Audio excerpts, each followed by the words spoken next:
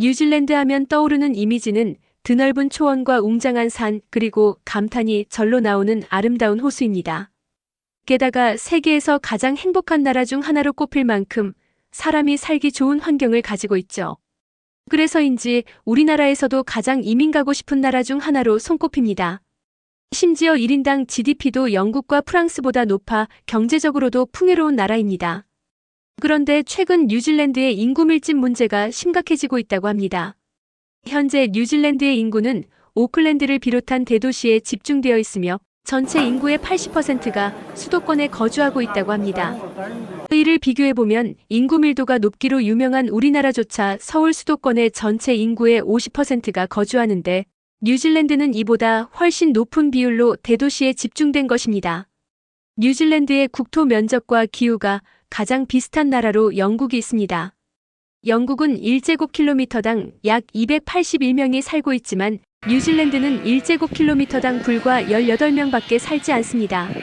이를 비교하면 뉴질랜드의 인구 밀도는 영국보다 16배나 낮으며 1제곱킬로미터당 527명이 사는 우리나라와 비교하면 무려 29배나 차이가 납니다. 하지만 이렇게 넓은 땅이 있음에도 불구하고 뉴질랜드는 국토의 대부분이 텅 빈 상태로 남아 있습니다. 뉴질랜드는 북섬과 남섬 두 개의 섬으로 이루어진 나라입니다. 하지만 인구는 주로 북섬에 집중되어 있으며 약 80%가 북섬에 거주하고 있습니다. 특히 수도 웰링턴과 최대 도시 오클랜드가 모두 북섬에 위치하고 있어 인구 집중이 심화되었습니다. 오클랜드는 뉴질랜드에서 가장 큰 도시로 전체 인구의 37%가 거주하고 있습니다. 오클랜드는 과거부터 항구를 중심으로 발전해왔으며 비즈니스 기회와 일자리가 풍부한 곳입니다.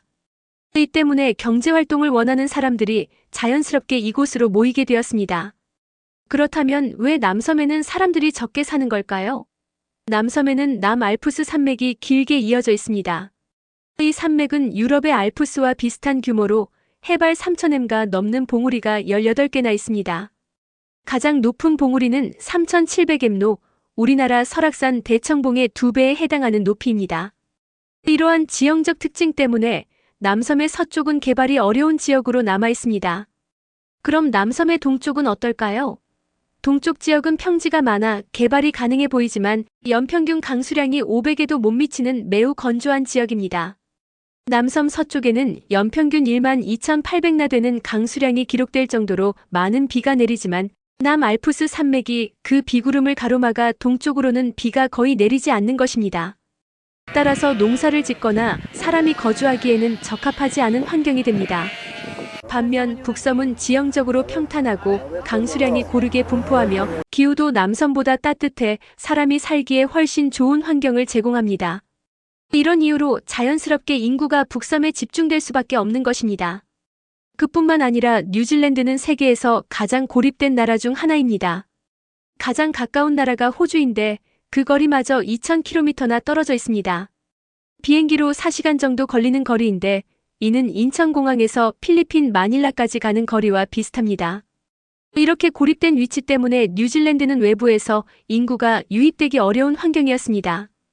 하지만 뉴질랜드는 이러한 단점을 극복하기 위해 적극적인 이민자 정책을 펼쳐왔습니다.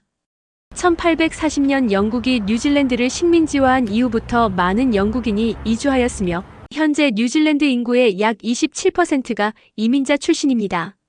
하지만 이민자들이 뉴질랜드 전역에 고르게 정착하는 것이 아니라 대부분 공항과 경제 중심지가 있는 오클랜드에 몰리게 되면서 인구 집중 문제를 더욱 심화시키고 있습니다.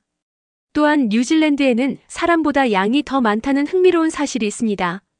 현재 뉴질랜드에는 약 2,700만 마리의 양이 살고 있으며 이는 사람보다 5배 이상 많은 숫자입니다.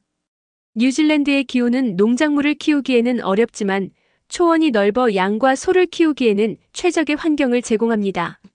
이 때문에 뉴질랜드는 국토의 절반을 양과 소를 위한 목장으로 사용하고 있으며 이는 인구 분포의 불균형을 더욱 심화시키는 원인이 되고 있습니다.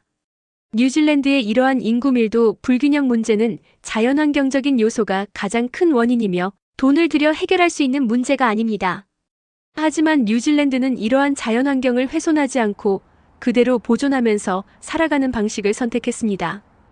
그 결과 여전히 세계에서 가장 행복한 나라 중 하나이며 많은 사람들이 이민을 가고 싶어 하는 나라로 남아 있습니다. 앞으로 뉴질랜드의 인구 밀도 문제와 도시 집중 현상이 어떻게 변화할지 지켜봐야 할 것입니다.